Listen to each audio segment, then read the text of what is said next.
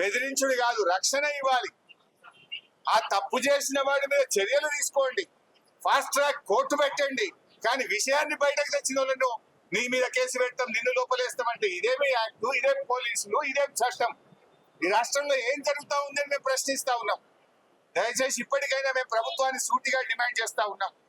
ఆ పాపకు వెంటనే ఒక 10 లక్షల రూపాయలు ఎక్స్గ్రేషియా ఇవ్వండి. ఎందుకంటే ఇద్దరు పిల్లలు ఉన్నారు, వాళ్ళు చదువుకోవాలి. ఇంకా 6 నెలల దాకా పాప ఆసుపత్రిలో ఉంటే ఆ కుటుంబం రెక్కాడితే డొక్కాడనోళ్ళు.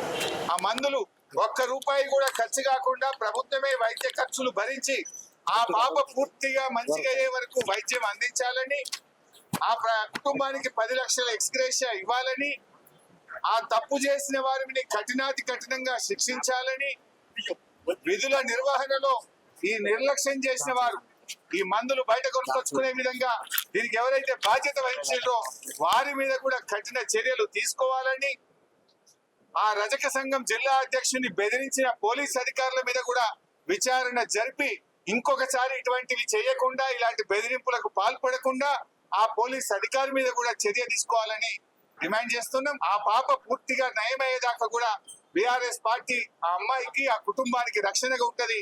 మేము మా ఫోన్ నంబర్లు కూడా రాసిచ్చాం. ఎప్పుడు ఏ ఇబ్బంది వచ్చినా మాకు ఫోన్ చేయమని చెప్పాం.